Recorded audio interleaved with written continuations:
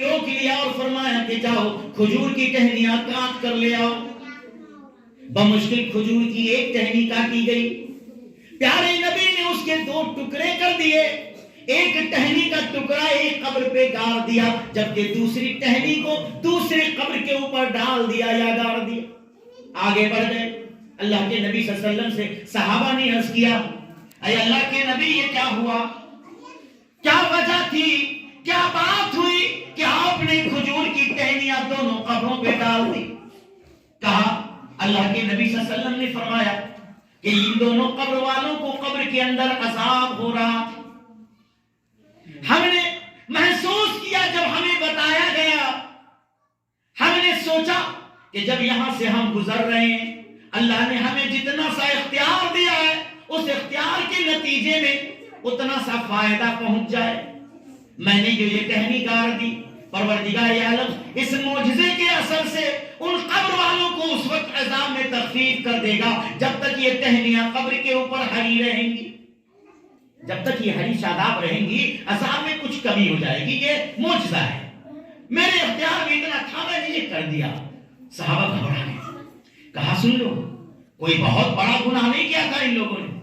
وما يعذبان لكبير, سن لو کہ ان دونوں قبر والے نے کوئی بات جرم نہیں کیا تھا, بڑی غلطی نہیں کی تھی, کوئی شرک کا کام بدعت کا کام نہیں کیا تھا, تعویذ گلے میں لٹکا کر نہیں گھومتا تھا, اپنے باہوں میں نہیں باندھ کر گھومتا تھا, سیپیاں اور دوسری چیزیں نہیں لٹکا لی تھی, قبروں کے طواف و سجدے نہیں کر لیے تھے. اس نے کوئی شرک کا کام نہیں کیا تھا, کوئی بڑا عظیم گناہ نہیں کیا تھا. ان میں سے ایک چغل خور تھا, ادھر کی بات ادھر, ادھر کی بات ادھر. اگر کسی نے کام میں کہا تو پیٹ پھل گیا, جب تک 10 آدمی کو نہ بتا دیں, بس ادھر کی ادھر کرنے میں چغل خوری میں لگا, اسی کی سزا ہے یہ.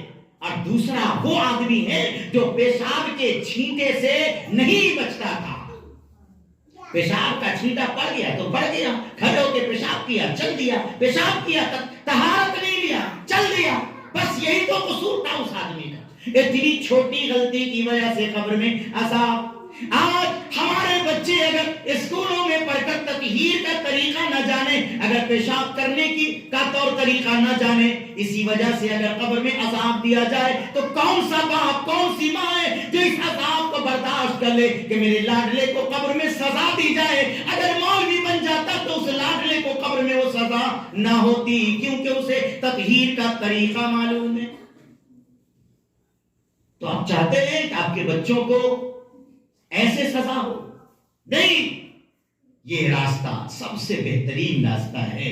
آئیے اس راستے کو مضبوطی کے ساتھ اپنائیں, اور جب دین سیکھ جائے, ایمان کی شاخیں معلوم ہو جائیں, ایمان اس کے دل میں راسخ و مضبوط ہو جائے, پھر ڈاکٹر بنائے, انجینئر بنائے, کیا فرق پڑتا ہے. اور ابھی شاہین گروپ نے گرچہ اس کا کچھ طور طریقہ پر اعتراض ہے ہم کو بھی اور بہت سارے علماء کو بھی, اس کا طور طریقہ عجب ہے, انوکھا ہے, وہ صحیح نہیں ہے, اندرونی کچھ طور طریقے. لیکن اس شاہین گروپ نے یہ ثابت کیا ہے اور اس پہ اس کا تجربہ ہے, فوکس ہے, کہ جو قرآن مجید کو حفظ کر لے اس کو ڈاکٹر بنانا بہت آسان ہو جاتا ہے.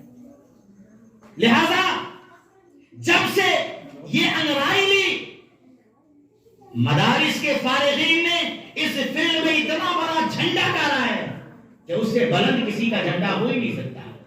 ہر سال 10 علماء کرام MBBS نکالتے ہیں, اور آج چاہیے دہلی جامعہ کے اندر ہر فیکلٹی میں مدرسے کے فارغین نے سکہ جما لیا. ہر فیکلٹی میں سب مدرسے سے پڑھ کے آئے ہوئے لوگ کہتے ہیں مدرسے میں پڑھ کے کیا کرو گے؟